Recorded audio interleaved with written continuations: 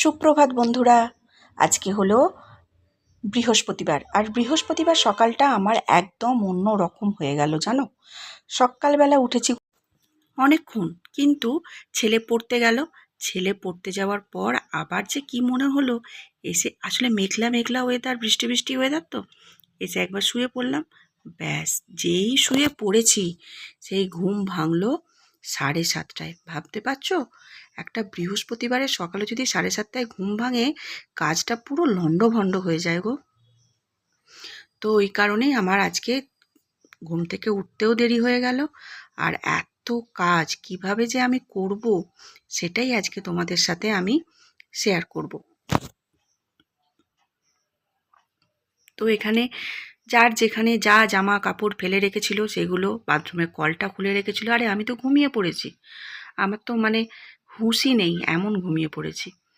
তো সেই সবই করলাম, করে নিয়ে এবার চলো সংসারের কাজে হাত লাগাই। কারণ সংসারের কাজ তো করতেই হবে এখন, না হয় পরে সকালে উঠলে সকাল সকাল মিটে যেত। দেরি করে ঘুম থেকে উঠেছি, তো দেরি করেই সমস্ত রকম কাজ সারতে হবে। তো ওই কারণে, যেহেতু বৃহস্পতিবার, আজকে ঘর দালান মোছার ব্যাপার আছে। অনেক কাজ, বৃহস্পতিবারের কাজ না কাউকে বলে শেষ করা যাবে না। সারাদিন টুক টুক টুক টুক টুক টুক করে এত কাজ হয়ে যায়, এতটাই কাজ থাকে। কারণ তুমি অন্যান্য দিন ঘর না মুছলেও হয়, কিন্তু বৃহস্পতিবার তোমাকে ঘর মুছতেও হবে। আমি যেমন এই রোজ বৃষ্টি হচ্ছিল বলে বুধবার দিনকে যেমন ঘরটাকে মুছিনি ড্যাম্প ওঠে না, একটা জল জল ভাব ওঠে, দেখবে যে তুমি দোতলাতেই থাকো আর একতলাতেই থাকো। তো ওই কারণেই আমি বুধবার দিনটাকে একটু শুকনো শুকনোই রেখেছিলাম, শুধু ভালো করে ঝাঁট দিয়ে চেপে চেপে রেখে দিয়েছিলাম। কিন্তু আজকে তো আর রেখে দিলে হবে না, আজকে যেহেতু বৃহস্পতিবার, আজকে তো ঘর দালানটা মুছতেই হবে। তারপর আজকে একটা সবথেকে বড় কাজ থাকে, একদম ওপর থেকে নিচ অবধি সিঁড়ি ঝাঁট দেওয়া। এটা একটা বড় কাজ, জানো তো। আর এটা বৃহস্পতিবার আর রবিবার ছাড়া আমি অন্যান্য কোনো দিন টাইমও পাই না। তো সেই সিঁড়িটাকেও ঝাঁট দিয়ে নেব। তার মধ্যে নোংরা যে নিতে আসে সে এসেছিল, তাকে সব নোংরা দিয়েছি, দিয়ে বালতিটা ধুয়েছি। তো অনেক কাজ, অনেক কাজ। আর আমার ঘুম থেকে দেরি করে উঠে আমার পুরো একদম সমস্ত কাজের লণ্ডভণ্ড হয়ে গেছে। তো সেই সমস্ত মাথা ঠান্ডা করে ঠিকঠাকভাবে এখন কাজগুলোকে মাথার মধ্যে একটা করে কাজ করছি, আর চিন্তা করছি এর পরের কাজটা কি হবে। সাজিয়ে গুছিয়ে নিতে হয়, নইলে কিন্তু একটু প্ল্যানিং না করলে না ভুল ভাল হয়ে যায় কাজ। তো সেই কারণে, তবে হ্যাঁ, একটা কি, ছেলে আজকে স্কুল যাবে না, নইলে আবার রান্নার তাড়া থাকতো। আর বর একটু দেরি করে বেরোবে বলেছে, এটাই একটা আমার মনের শান্তি।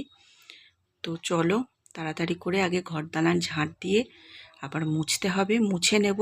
তো সিঁড়ি থেকে, যেহেতু সপ্তাহে 2 দিন সিঁড়িটা ঝাঁট দিই, সিঁড়িটাও খুবই নোংরা হয়, তাই সিঁড়িটা ঝাঁট দিতে অনেকটাই টাইম লাগে।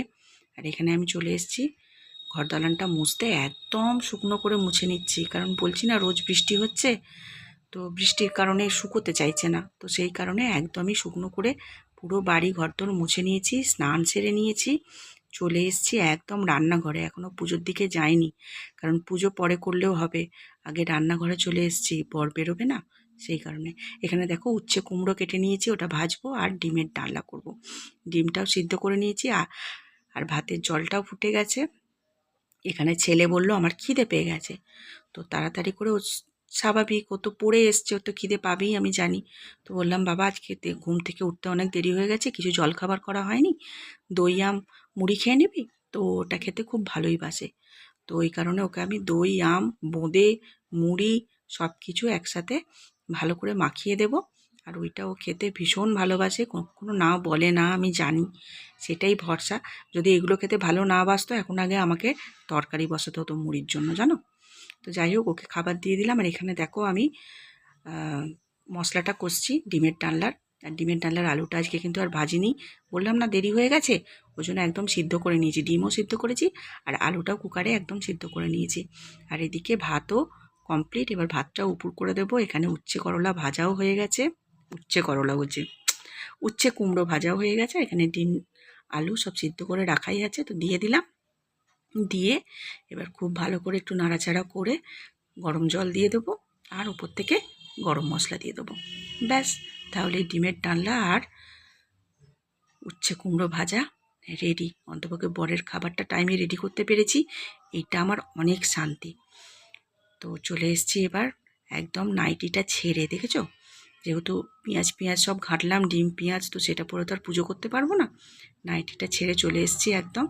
এবার ঠাকুরঘরটা মুছে নেব, মুছে নিয়ে সকালে যে বাসি জামা কাপড় সেগুলো কেচে দিয়েছিলাম সেগুলো মেলে দেব। তো এইভাবেই আমি আজকের ব্লগটাকে এন্ড করলাম। কেমন লাগলো অবশ্যই জানিও, পাশে থেকো, সাবস্ক্রাইব করো, লাইক করো।